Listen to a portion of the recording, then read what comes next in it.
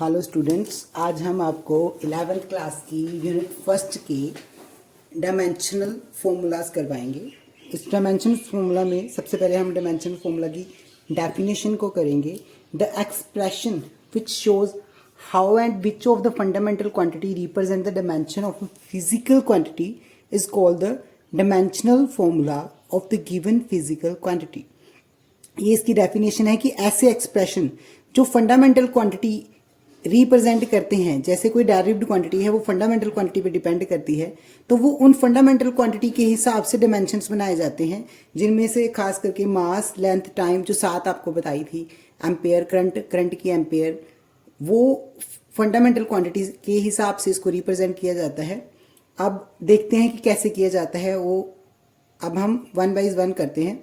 The first one is area. तो area की हमें फॉर्मूला पता है, लेंथ इंटू ब्रेथ। एरिया का फॉर्मूला है लेंथ इंटू ब्रेथ। यहाँ पे लेंथ जो है वो भी लेंथ की टर्म में आएगी और ब्रेथ भी लेंथ की टर्म में आएगी, तो लेंथ 2 होगी, लेंथ की स्क्वायर होगी। और मास तो था नहीं, टाइम था नहीं, तो इसलिए m0 L2 T0 ये डायमेंशंस हैं एरिया की। उसी तरह वॉल्यूम की होती है लेंथ, ब्रेथ, हाइट। अब लेंथ हो, ब्रेथ हो, हाइट हो, ये तीनों लेंथ की टर्म में मापी जाती है, लेंथ ही होती हैं। तो ये लेंथ लेंथ लेंथ, ये तीनों को क्या बोलेंगे, L की 3, यानी कि m0 L3 T0। Next MLT की फॉर्म में लिखा जाता है, ये मास, लेंथ और टाइम की फॉर्म में। डेंसिटी का फॉर्मूला होता है मास पर unit volume, mass over volume. Mass का m, वॉल्यूम का हमने अभी पढ़ा है L3, तो L3 डिवाइड कर लिया, L3 ऊपर जाके -3 हो जाएगा, तो m1 L-3 T0। नेक्स्ट है स्पीड और वेलोसिटी। स्पीड क्या आती है और वेलोसिटी क्या आती है, इन दोनों का स्पीड का फॉर्मूला होता है डिस्टेंस ओवर टाइम, और वेलोसिटी का होता है डिस्प्लेसमेंट ओवर टाइम। चाहे डिस्टेंस हो चाहे डिस्प्लेसमेंट हो, दोनों ही लेंथ की टर्म में मापे जाते हैं। टाइम को टी की टर्म में मापा जाता है, इसलिए टी ऊपर जाके -1 हो जाता है, तो इसका फॉर्मूला आएगा L1 T-1, तो m0 L1 T-1। नेक्स्ट है एक्सेलरेशन। एक्सेलरेशन होता है change in velocity over time taken, change of velocity over time taken. तो यहाँ पे वेलोसिटी चेंज हो, मतलब वेलोसिटी की यूनिट्स आएंगे, वेलोसिटी के डायमेंशंस आएंगे। वेलोसिटी के डायमेंशंस हैं L1 T-1, अभी हमने ऊपर निकाले L1 T-1, और टाइम के नीचे T, और T का 1 ऊपर जाके -1 में से -1 हो गया, तो -2। तो इसीलिए डायमेंशंस बने m0 L1 T-2। The next one is 6 is momentum. Momentum is motion containing body, यानी कि मास इंटू वेलोसिटी। मोमेंटम का फॉर्मूला P से रिप्रेजेंट करते हैं इसको, mass into velocity. Here mass is m and velocity is, अभी हमने पढ़ा L1 T-1, तो इन दोनों को मिला के क्या बना, m1 L1 T-1। The next one is force. Force is mass into acceleration. Force is mass into acceleration. Mass का m, एक्सेलरेशन का अभी हमने निकाला पीछे L1 T-2, तो इसलिए मास का m, एक्सेलरेशन का L T-2, और टोटल बन गया m1 L1 T-2। अब वर्क हो चाहे एनर्जी हो, दोनों का सेम ही होता है, वर्क, एनर्जी, और एक और टर्म होती है work energy and heat energy भी। कोई भी तरह की एनर्जी होगी वो उसका हीट लिखा है, चाहे वर्क एनर्जी, वर्क लिखा हो, चाहे एनर्जी लिखा हो, चाहे हीट लिखा हो, चाहे हीट एनर्जी लिखा हो, उन सब की डायमेंशन सेम होता है। Force into displacement into cos theta. Angle between the force and displacement होता है cos theta.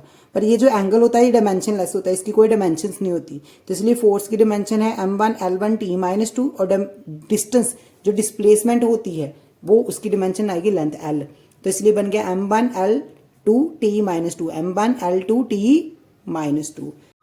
The next is power. Power का फॉर्मूला होता है वर्क ओवर टाइम। वर्क कितना है, वर्क का अभी डायमेंशन हमने पीछे निकाला, m1 L2 T-2, और टाइम का T, और ये -2 में से T1 ऊपर जाके माइनस हो गया, तो -2 - 1 इज इक्वल्स टू -3, तो इसलिए फॉर्मूला बन गया m1 L2 T-3।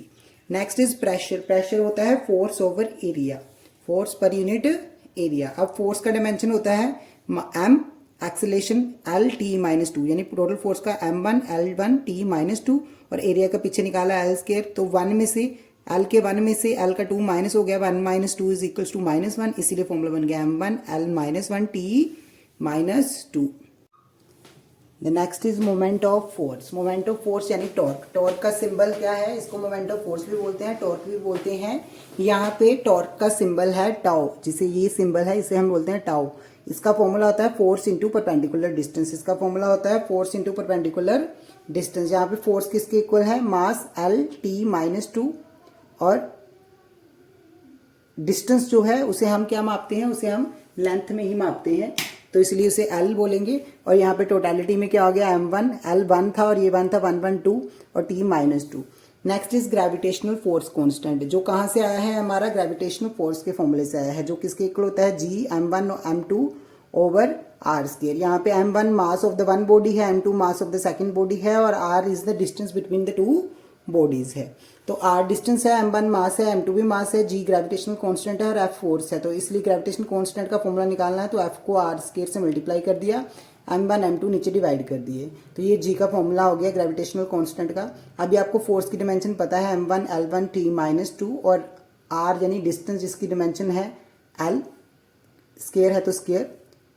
Next m1 m2 दोनों मास है, तो m इसकी डायरेक्शन डिमेंशन होगी। अभी ऊपर एक m है, नीचे 2m है, तो ऊपर जाके 1 माइनस 2 माइनस 1 हो जाएगा। l1 एंड 2 दोनों प्लस होके l3 हो जाएगा, t minus 2। This is the gravitational constant का dimension formula. The next one is what in the impulse of force. Impulse of force का फॉर्मूला होता है force for the short duration of time, यानी कि force into time. Force mass into acceleration, यानी m acceleration का l t minus 2, ये time कितना है t है, तो इसलिए m1 l1 t माइनस 2 और 1 मिलके क्या बन गया, -1, तो इसलिए फॉर्मूला बना m1 l1 t minus 1। Next is stress. Stress is the force over area. Stress is what, force over area. Here force का फॉर्मूला क्या है, m1 l1 t minus 2, area का formula l square.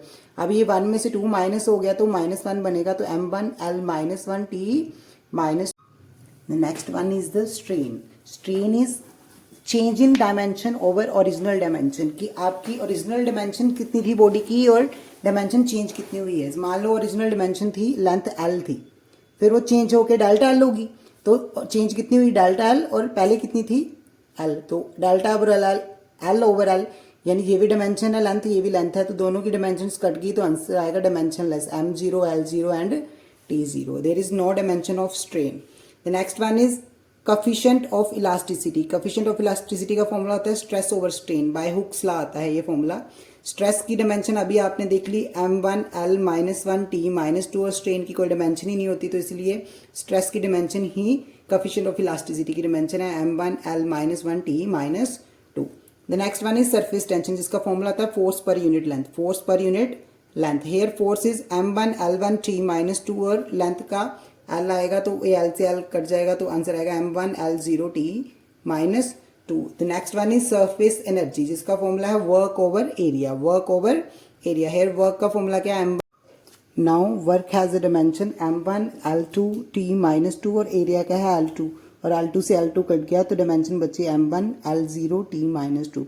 Now the last one is coefficient of viscosity, जिसका formula है force into distance over area into velocity. यहाँ पे force की dimensions क्या होगी, m1 l1 t माइनस 2, और डिस्टेंस लेंथ ही होगी, और एरिया लेंथ की स्क्वायर होगा, और वेलोसिटी l t माइनस 1 होगी। यहाँ पे हम कटिंग कर लेंगे और हमारा आंसर लास्ट में आएगा m1 l minus 1 t minus 1। तो दिस इज ऑल। अब नेक्स्ट 10 डायमेंशन हम कल की वीडियो में करेंगे। तब तक के लिए आप हमारी नेक्स्ट वीडियो का इंतज़ार करें।